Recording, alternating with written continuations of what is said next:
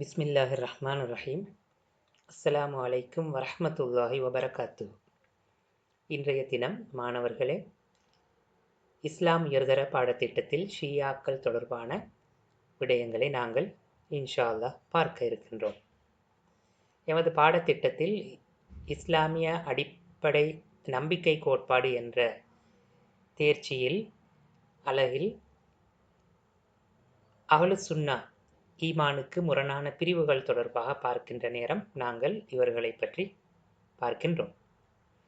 முதலில் மாணவர்களே, ஷியாக்கள் என்றால் யாவர்? ஷியா என்ற சொல் எதனை குறிக்கிறது என்பது தொடர்பாக நாங்கள் பார்ப்போம். ஷியா என்பது அரபு மொழியிலே பிரிவு, கூட்டம் அல்லது ஆதரவு அணி ஆகிய பொருட்களை கொண்டிருக்கிறது. இஸ்லாமிய மரபிலே பரிபாசையிலே அலி ரலியல்லாஹு அன்ஹு அவர்கள் மீதும் அவர்களது குடும்பத்தினர் மீதும் அளவு கடந்த அன்பை வெளிப்படுத்துவதோடு அவர்களுக்கே நபியவர்களுக்கு பின்னர் ஆட்சி, ஆன்மீக தலைமைத்துவம் வாரிசு அடிப்படையில் செல்ல வேண்டும் என்று கூறி முந்திய 3 கலீஃபாக்கள் அபூபக்கர், உமர், உஸ்மான் ரலியல்லாஹு அன்ஹு அவர்களுக்கு ஆதரவான சஹாபிகள் மீதும் தவறான அபிப்பிராயம் கொண்டு உருவாகிய ஒரு சிந்தனை பிரிவை இது குறிக்கிறது. எனவே சுருக்கமாக நாங்கள் சொன்னால், இவர்கள் அலி ரலியல்லாஹு அவர்கள் மற்றும் அவர்களுடைய குடும்பத்தினர் மீது அளவு கடந்த அன்பு வைத்திருக்கிறார்கள். அதேபோல் நபி ஸல்லல்லாஹு அலைஹி வஸல்லம் அவர்களுடைய வஃபாத்துக்கு பிறகு ஆட்சியும் ஆன்மீக தலைமைத்துவமும் அலி ரலியல்லாஹு அவர்களுக்கும் அவர்களுடைய பரம்பரையினருக்குமே செல்ல வேண்டும் என்றும் அடிப்படையாக நம்பிக்கை கொண்டு தோன்றிய ஒரு இயக்கமாக ஷியாக்களை நாங்கள் அறிமுகப்படுத்த முடியும். ஆரம்பத்தில் உண்மையில் ஷிஅத்து அலி, அலி ரலியல்லாஹு அவர்களுடைய கூட்டம் என்று அழைக்கப்பட்ட இவர்கள் பிறகு சுருக்கமாக ஷிஆ என்ற பெயரில் அழைக்கப்பட்டதாக வரலாற்றில் நாங்கள் காண முடியும். ஷியாக்களுடைய தோற்றம், வளர்ச்சி பற்றி நாங்கள் சுருக்கமாக அடுத்து பார்க்க இருக்கின்றோம். ஷியாக்கள் இஸ்லாமிய வரலாற்றில் தோன்றிய மிக பழமையான சிந்தனை பிரிவாக நாங்கள் சொல்லலாம். முதலில் தோன்றிய சிந்தனை பிரிவாக நாங்கள் சொல்ல முடியும். இவர்கள் எப்போது தோற்றம் பெற்றார்கள் என்பதில் சற்று வித்தியாசமான கருத்துக்கள் இருக்கின்றன. முதலில் நபி ஸல்லல்லாஹு அலைஹி வஸல்லம் அவர்களுடைய வஃபாத்தை தொடர்ந்து இவர்கள் தோற்றம் பெற்றார்கள் என்ற ஒரு கருத்து இருக்கிறது. இவரை பின்பற்றியவரும், அதாவது ஷியாக்களும் மறுமையில் வெற்றி பெற்றோர் ஆவர் எனும் சர்ச்சைக்குரிய ஹதீஸை ஆதாரமாக வைத்து நபி அவர்களின் வஃபாத்தை தொடர்ந்து அலி ரலியல்லாஹு அன்ஹு அவர்களுக்குத்தான் ஆட்சி செல்ல வேண்டும் என்று சில சஹாபிகள் கருதினார்கள். இவ்வாறு கருத்தை கொண்டவர்கள் அலி ரலியல்லாஹு அவர்களுக்கு ஆதரவளித்ததால் ஷியா அலி அல்லது ஷியத்து அலி என்று அழைக்கப்பட்டனர். எனவே சஹாபாக்களில் சிலர் ரசூல் ஸல்லல்லாஹு அலைஹி வஸல்லம் அவர்களுடைய வஃபாத்தை தொடர்ந்து ரசூலுல்லாஹ்வுடைய பரம்பரையினருக்கு ஆட்சி செல்ல வேண்டும் என்று கருத்து கொண்டிருந்தார்கள். எனவே இந்த கருத்தை கொண்டவர்கள் இவ்வாறு அழைக்கப்பட்டார்கள். உதாரணமாக அபூதர் அல் கிஃபாரி, அம்மார் பின் யாசிர் போன்றவர்கள் ஆரம்பத்தில் இவ்வாறான கருத்து கொண்டிருந்தார்கள். எனவே இவர்களை குறிக்க இந்த சொல் ஆரம்பத்தில் அழைக்கப்பட்டதாக சிலர் சொல்கிறார்கள். அதனைத் தொடர்ந்து அந்த சொல் பயன்பாட்டுக்கு வந்ததாக. அடுத்து இரண்டாவது, உஸ்மான் ரலியல்லாஹு அவருடைய ஆட்சியில். உஸ்மான் ரலியல்லாஹுடைய ஆட்சியில் மாணவர்களே உங்களுக்கு தெரியும், இறுதி பகுதியில் பல குழப்பங்கள் ஏற்பட்டன. எனவே இந்த குழப்ப நிலையை தனக்கு சாதகமாக அப்துல்லா இப்னு சபா என்கின்ற யூதன் பயன்படுத்தி கொண்டான். ஹிலாபத்துக்கு எதிராக மக்களை திரட்டுவதற்காக திட்டமிட்டு இந்த சிந்தனையை உருவாக்கினான் என்பது இன்னொரு கருத்தாக கூறப்படுகின்றது. அடுத்ததாக, அலி ரலியல்லாஹுடைய ஆட்சியில் இந்த ஷியா இயக்கம் தோற்றம் பெற்றது என்று இன்னொரு கருத்து இருக்கிறது. உஸ்மான் ரலியல்லாஹு அவர்கள் கொலைக்கு காரணமானவர்களை தண்டிப்பதில் அலி ரலியல்லாஹு அன்ஹு அவர்களுக்கு பல்வேறு காரணங்கள் காரணமாக தாமதம் ஏற்பட்டது. இதனால் ஏற்பட்ட முரண்பாடுகள் காரணமாக 2 பிரிவினர் உருவாகினர். அதில் ஒரு பிரிவினர் ஷியா அலி என்றும் அடுத்த பிரிவினர் ஷியா முஆவியா என்றும் அழைக்கப்பட்டனர். அதிலிருந்து தான் இந்த பிரிவு தோன்றியது என்று இன்னும் சிலர் சொல்வார். நான்காவதாக யசீதுடைய ஆட்சியில்தான் இது ஒரு இயக்கமாக தோன்றியது என்று இன்னும் சிலர் சொல்கிறார்கள். உமையா ஆட்சியாளர் யசீத் இப்னு முஆவியாவுடைய ஆட்சி காலத்தில் ஹுசைன் ரலியல்லாஹு அவர்கள் கர்பலா எனும் இடத்தில் யசீதுடைய அரச படையினரால் கொலை செய்யப்படுகின்றனர்.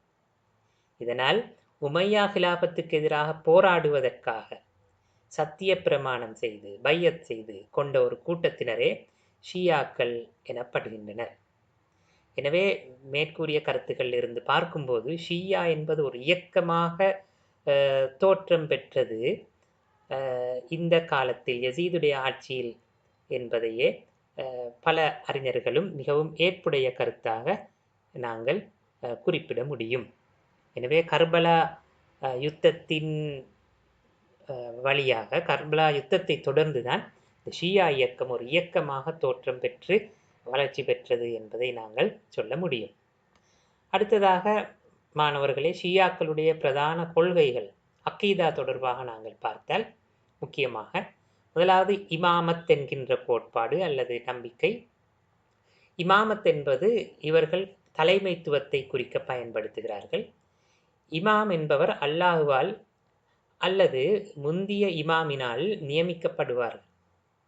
இமாம் ஒரு தெய்வீக அந்தஸ்து கொண்டவராக இறைவனால் ஆசீர்வதிக்கப்பட்டவராக இருப்பார். நபி ஸல்லல்லாஹு அலைஹி வஸல்லம் அவர்கள் அலி ரலியல்லாஹு அன்ஹு அவர்களை இமாமாக நியமித்து சென்றார்கள். இமாம்களை நம்புவதும் சகல விடயங்களிலும் அவர்களை பின்பற்றி நடப்பதும் நபியை விசுவாசித்து கட்டுப்படுவதற்கு சமனாகும் என்று இவர்கள் சொல்கிறார்கள். கதிர்க்கும் என்ற இடத்தில் கூறப்பட்டதாக கூறுகின்ற இவர்கள் ஒரு போலியான ஹதீஸை வைத்தே இந்த நம்பிக்கை உருவாக்கப்பட்டிருக்கு. அதாவது நபி ஸல்லல்லாஹு அலைஹி வஸல்லம் அவர்கள் கதிர்க்கும் என்ற இடத்திலே அலி ரலியல்லாஹு அவர்களை அழைத்துத்தான் எனக்கு பிறகு நீங்கள் தான் ஆட்சியாளர் பொறுப்பாளர் என்று கூறிய கருத்துப்பட கூறிய அந்த ஹதீஸ் போலியானது. எனின் இந்த ஹதீஸை அடிப்படையாக வைத்துத்தான் இந்த இமாமத் கோட்பாடு இவர்களால் உருவாக்கப்பட்டது. ஷியாக்களிடத்தில் இந்த இமாம்கள் யார் என்பதில் கருத்து வேறுபாடுகள் உள்ளன. ஆரம்ப ஷியா இமாம்களிடம் இந்த நம்பிக்கை காணப்படவில்லாவிட்டாலும் பிறகுதான் இது தோன்றியது.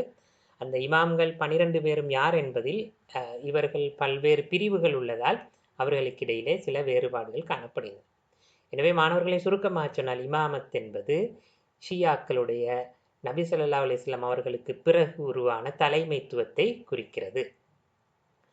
இரண்டாவது ஹவா. இது அரபு மொழியில் மறைந்திருத்தல் என்ற கருத்தை சொல்கிறது. கடைசி இமாம் அல்லது முஹம்மத் என்று அழைக்கப்படுபவர் ஒரு பதுங்கு குழியில் ஒளிந்து வாழ்கின்றார் என்பது இவர்களுடைய நம்பிக்கையாகும். அவர் மரணிக்கவில்லை, அவர் ஒளிந்து வாழ்கின்றார். ஷியாக்கள் இடையே கடைசி இமாம் யார் என்பதில் கருத்து வேறுபாடுகள் இருக்கின்றன. ஒவ்வொரு பிரிவினரும் அவர்களுடைய இமாமை மறைந்த இமாம் என்று சொல்கின்றார்கள். இருப்பினும் அவர்கள் அனைவரும் கடைசி இமாம் மறைந்திருக்கிறார்கள், உயிரோடு மறைந்திருக்கிறார்கள் என்ற கருத்திலே உடன்படுகின்றார்கள். எனவே தங்களுடைய இறுதியாக தோன்றிய அல்லது 12வது தோன்றிய இமாம் தற்பொழுது மறைந்திருக்கின்றார், உயிர் வாழ்கின்றார், அவர் மறுமை நாள் வரும்போது மீண்டு வருவார் என்பது இவர்களுடைய நம்பிக்கை. அதனைத்தான் 3வது கோட்பாடு சொல்கிறது. ரஜா, மீண்டு வருதல் என்பது இதன் கருத்து. மறைந்த இமாம் மீண்டும் வருவார், அவர் மறுமை நாள் நெருங்கும் போது அவர் வருவார், வந்து ஷியாக்களுடைய உரிமைகளை அவர் மீட்டிக் கொடுப்பார் என்று இவர்கள் நம்புகிறார்கள். அடுத்தது ஷியாக்களுடைய இன்னொரு முக்கியமான கோட்பாடு மாணவர்களே இஸ்மத் என்பது. இஸ்மத் என்பது பாதுகாப்பை குறிக்கிறது. அதாவது பாவம் செய்வதிலிருந்து பாதுகாக்கப்பட்டவர்கள் இமாம்கள் என்று இவர்கள் நம்புகிறார்கள், மாசூம்கள் என்று நம்புகிறார்கள். எனவே இமாம்கள் தெரிந்தோ தெரியாமலோ எந்த பாவமும் செய்யாதவர்கள் என்பது இவர்களுடைய நம்பிக்கை ஆகும். இது இஸ்மத் தொடர்பான இவர்களுடைய கோட்பாடு. அடுத்து தக்கியா. தக்கியா என்பது பாதுகாத்து கொள்ளல் என்று கருத்து. ஷியாக்கள் தங்களை அல்லது தங்கள் கொள்கையை பாதுகாத்து கொள்வதற்காக தம் கொள்கைக்கு முரணாக வெளிக்காட்டிக் கொள்ளும் தந்திரோபாயம். தங்களை யாரென்று சிலபோது மறைத்து கொள்வதற்கு அவர்களுக்கு அனுமதி இருக்கிறது.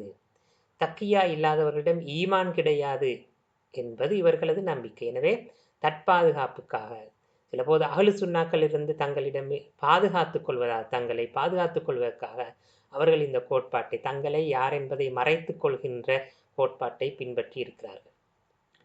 6வது முத்துவா. முத்துவா என்பது நிபந்தனையின் அடிப்படையில், அக்ரிமெண்ட் அடிப்படையில் செய்து கொள்கின்ற தற்காலிக திருமணம். இதனை ஷியாக்களில் பலரும் அதனை ஏற்றுக்கொள்கிறார்கள். இதனை நிராகரிப்பவர் மார்க்கத்தை நிராகரிப்பவர் என்று இவர்கள் பலரும் நம்புகின்றனர். எனவே இது ஒரு தற்காலிக நிபந்தனையிட்டு திருமணம் செய்து கொள்வதை குறிக்கிறது. இது இவர்களுடைய இன்னொரு அம்சம். அடுத்தது 7வது துயினா. துயினா என்பது களிமண்ணை குறிக்கிறது. ஹுசைன் ரலியல்லாஹு அவர்களுடைய அடக்கஸ்தலத்தில் பெறப்பட்ட மண்ணோடு தொடர்பான நம்பிக்கையை இது குறிக்கிறது. இதனை சகல நோய்களுக்கும் நிவாரணி என்று கூட அவர்கள் நம்புகிறார்கள். மாணவர்களே, அடுத்து நாங்கள் ஷியாக்களுடைய பிரிவுகள் தொடர்பாக பார்க்க இருக்கின்றோம். ஷியாக்களுடைய பிரதான பிரிவு இஸ்னா அஷரியா அல்லது இமாமியா என்று நாங்கள் சொல்லலாம். இவர்கள் தான் அதிகமாக ஷியாக்களில் இந்த பிரிவை சேர்ந்தவர்கள் தான் இருக்கின்றார்கள். இஸ்னா அஷர் என்பது அரபு மொழியில் 12 என்பதை குறிக்கும். எனவே 12 சார்ந்தோர் என்ற கருத்தை இது தருகிறது. 12 இமாம்களை விசுவாசிப்பவர்கள் என்பது இதன் பொருள். இவர்கள் தான் ஷியாக்களில் உலகில் அதிகமாக உள்ளவர்கள், செல்வாக்கு மிக்கவர்கள். இவர்கள் அலி ரலியல்லாஹு அன்ஹு, ஹசன் ரலியல்லாஹு அன்ஹு, ஹுசைன் ரலியல்லாஹு அன்ஹு, அலி இப்னு ஹுசைன் ரஹிமஹுல்லா போன்றோரிடம் ஆரம்ப 3 கலீஃபாக்கள் மீது இவர்கள் மரியாதை கொண்டுள்ளனர். 4ஆம் இமாம் அலி இப்னு ஹுசைன் இவர்களுடைய 2 புதல்வர்களில் ஒரு சாரார் ஜெயித் என்பவரையும் மறுசாரார் முஹம்மது என்பவரையும் பின்பற்றுகின்றார்கள். அவர்களுக்குள்ளே அந்த பிரிவு இருக்கின்றது. அதேபோல் ஜெயித் அவர்கள் 3 முன்னைய கலீஃபாக்களும் நிராகரிக்கவில்லை. இதில் நாங்கள் சொல்ல வருவது மாணவர்களே, இங்கே ஹசன், ஹுசைன், அலி ரலியல்லாஹு அன்ஹு மற்றும் அலி இப்னு ஹுசைன் இந்த ஆரம்பத்தில் வந்த இவர்கள் இமாமாக ஏற்றுக்கொள்கின்ற இவர்களும் ஆரம்பத்தில் ஆட்சி செய்த கலீஃபாக்கள், கலீஃபா அபூபக்கர், உமர், உஸ்மான் ரலியல்லாஹு அன்ஹு இவர்களை இந்த இமாம்கள் யாருமே இவர்களை மோசமாக கருதவில்லை. அவர்கள் பற்றிய நல்ல அபிப்பிராயத்தை தான் கொண்டிருந்தார்கள். எனவே ஷியாக்களில் ஆரம்பத்தில் தோன்றிய இமாம்கள் அனைவரும் கலீஃபாக்கள் தொடர்பான நல்ல கருத்தை கொண்டிருந்தார்கள். அதற்கு பிறகு ஜாஃபர் சாதிக் என்பவர் இமாமாக கருதப்பட்டார். இவரும் ஒரு சிறந்த ஒரு மனிதராக காணப்பட்டார். வழிகட்ட சிந்தனைகளை இவர் கொண்டிருக்கவில்லை. ஒரு சிறந்த அஹ்லு சுன்னாக்களும் மதிக்கின்ற ஒரு இமாமாக கருதப்படுகின்றார். அதன் பின்னர் மூசா பின் ஜாஃபர் என்பவரும் அலி அர்ரிலா என்பவர்களும் இமாம்களாக தெரிவாகி இருக்கின்றார்கள். இவர்கள் அப்பாசிய ஆட்சியோடு முரண்பட்டு கொண்டார்கள். அவர்கள் எதிர்பார்த்த தலைமைத்துவம் இவர்களுக்கு கிடைக்கவில்லை. அப்பாசியர்கள் ஆட்சிக்கு வருவதற்கு ஷியாக்களுடைய உதவியை அவர்கள் பெற்றுக்கொண்டார்கள், உமையாக்களை துரத்துவிட்டு அப்பாசியர்கள் ஆட்சிக்கு வருவதற்கு. ஆனால் அப்பாசியர்கள் ஆட்சிக்கு வந்த பிறகு ஷியாக்கள் இடம் இருந்து உதவி பெற்றாலும் அவர்களுக்கு உரிய இடம் கிடைக்கவில்லை என்கின்ற ஒரு குற்றச்சாட்டு ஷியாக்களால் சுமத்தப்பட்டது.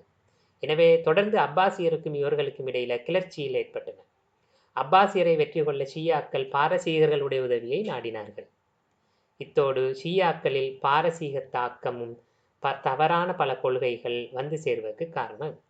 எனவே ஷியாக்களில் தோன்றிய சில பிரிவுகளில் தோன்றிய மிக மோசமான சிந்தனைகள் உருவாவதற்கு, உள்ளே வருவதற்கு ஷியாக்கள் பாரசீகத்தை அண்டி இருந்ததால், பாரசீகம் என்பதும் போது மாணவர்களே ஈரான் பிரதேசங்களை குறிக்கின்றது.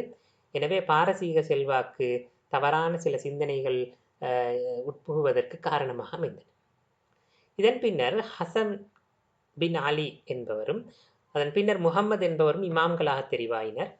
முகம்மது என்பவர் சிறுவயதில் திடீரென மரணித்ததால் இமாமத் பதவிக்கு யாரும் இல்லாத நிலை தோன்றியது. எனவே அடுத்த இமாம் யார் என்ற பிரச்சினை தோன்றியது. ஆனால் அவரை மரணித்தார் என்று கூறாமல் தற்காலிகமாக மறைந்து விட்டார் என்றும் அவர் திருப்பி வருவார் என்றும் இவர்கள் நம்பிக்கை கொள்கின்றனர். மாணவர்களே, பொதுவாக இமாமியா அல்லது இஸ்னா அஷரியா கொள்கையின் அடிப்படையில் 12 இமாம்களை இவர்கள் விசுவாசிப்பதாக சொன்னோம். அந்த 12 இமாம்கள் அந்த ஒழுங்கிலே இவ்வாறு காணப்படுகிறார்கள். இமாம் அலி ரலியல்லாஹு அன்ஹு, இமாம் ஹசன், இமாம் ஹுசைன் ரலியல்லாஹு அன்ஹுமா, இமாம் ஜெயினுல் ஆபிதீன், இமாம் முஹம்மது அல் பாக்கிர், இமாம் ஜாஃபர் சாதிக், மூசா அல் காலிம், அலி அர் ரிலா, முஹம்மது அல் ஜவாத், அலி அல் ஹாதி, ஹசன் அல் அஷ்கர், முஹம்மது ஆகியோரை இவர்கள் இமாம்களாக கருதுகின்றார்கள்.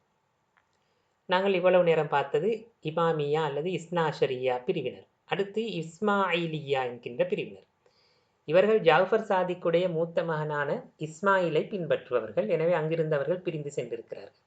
இவர்கள் மஹதி என்பது இஸ்மாயில் என்றும் அவர் மரணிக்கவில்லை என்றும் அவர் மீண்டும் வருவார் என்றும் நம்புகின்றனர். நாங்கள் ஏற்கனவே சொன்னது போல் அந்த மறைந்த இமாம் யார் என்பதில் அவர்களிடையே கருத்து வேறுபாடு இருக்கிறது. அடுத்து பாத்தினீக்கள். இஸ்மாயிலியா பிரிவிலிருந்து கூபாவில் தோன்றிய பிரிவே இது. மறைவான கருத்தை கொடுக்கும் இவர்கள், குர்ஆன் வசனங்களுக்கு மறைவான கருத்தை கொடுக்கின்றவர்கள். இவர்கள் அதிகம் வணக்கம் புரிவதில் தம்மை அர்ப்பணித்த குழுவினராக கருதப்பட்டார்கள்.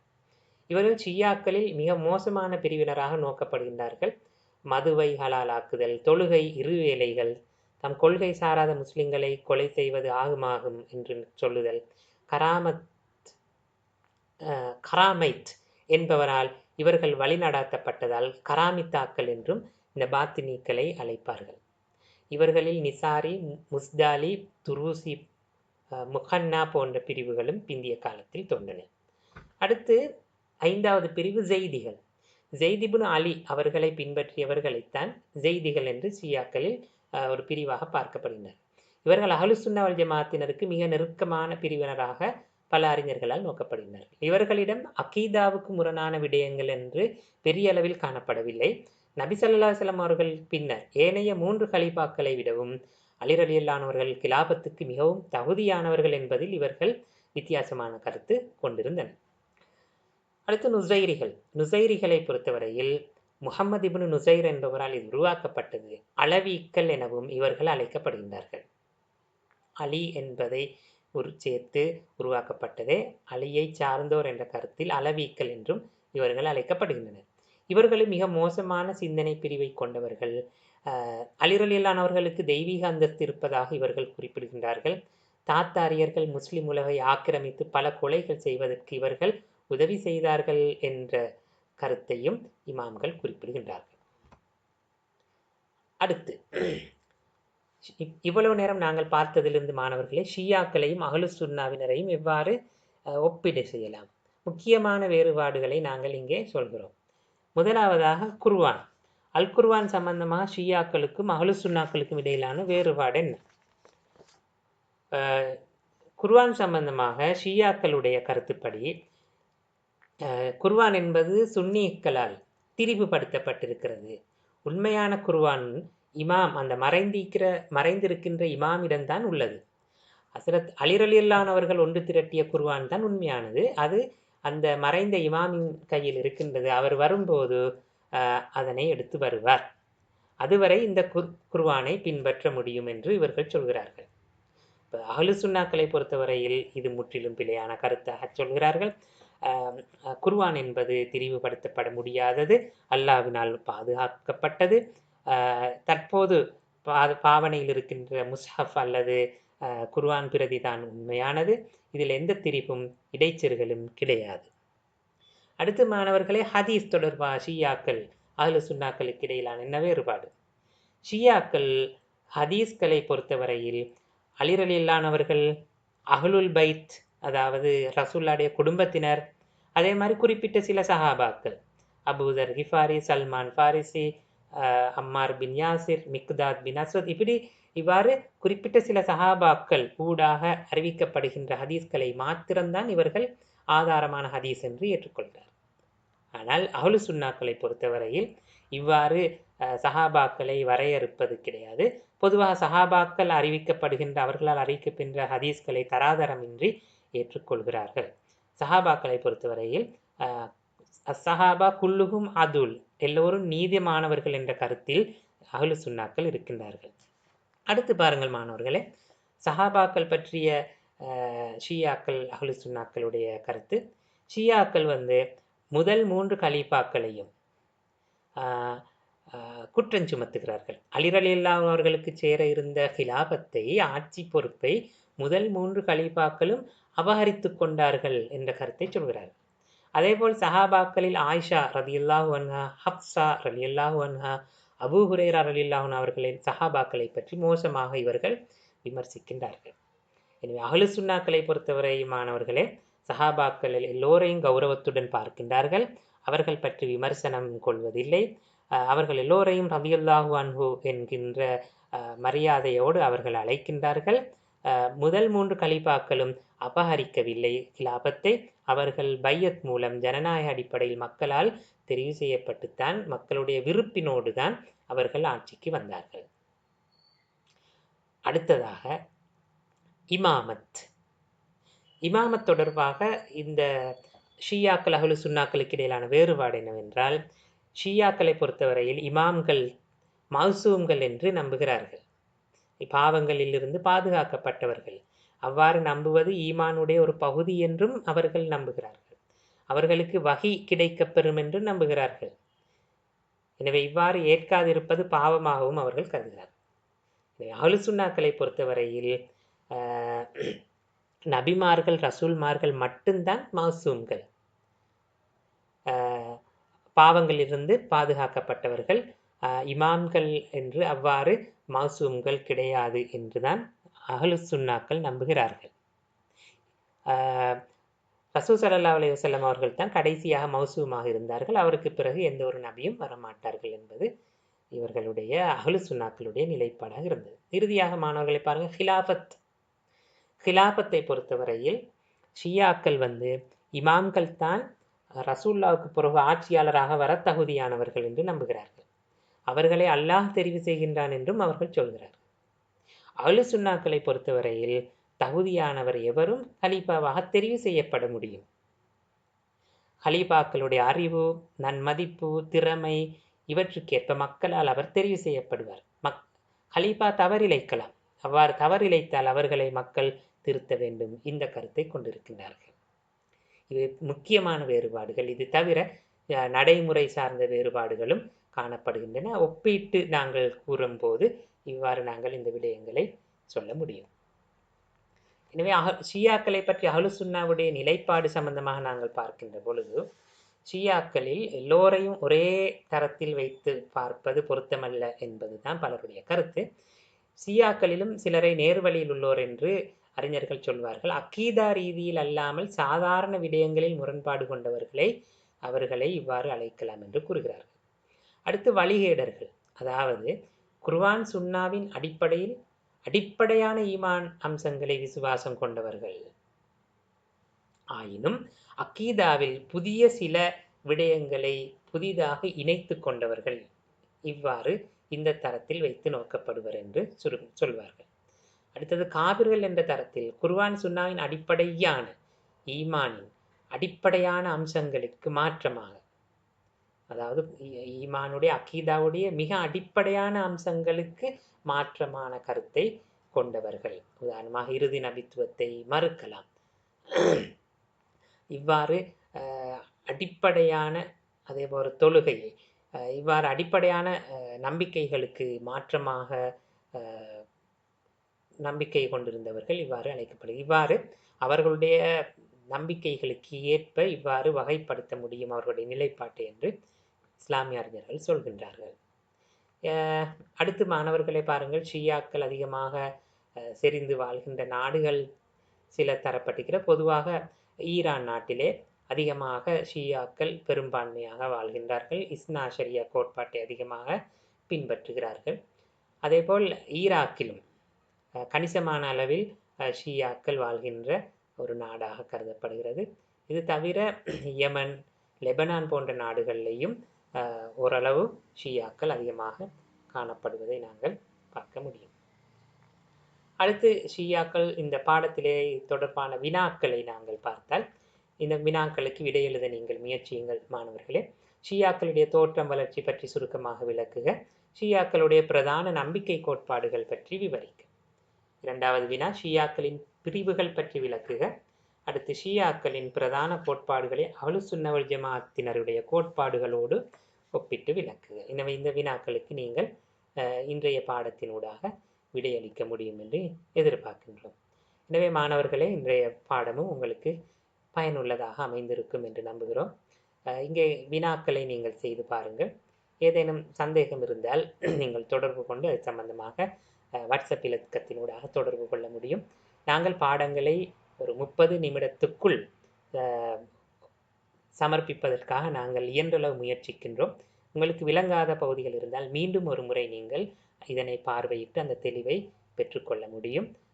எனவே மீண்டும் ஒரு பாடத்தில் இன்ஷா அல்லாஹ் சந்திக்கும் வரை விடைபெறுகிறேன். ஜஸாக்குமுல்லாஹ் ஹைரா. அஸ்ஸலாமு அலைக்கும் வரஹ்மத்துல்லாஹி வபரகாத்துஹு.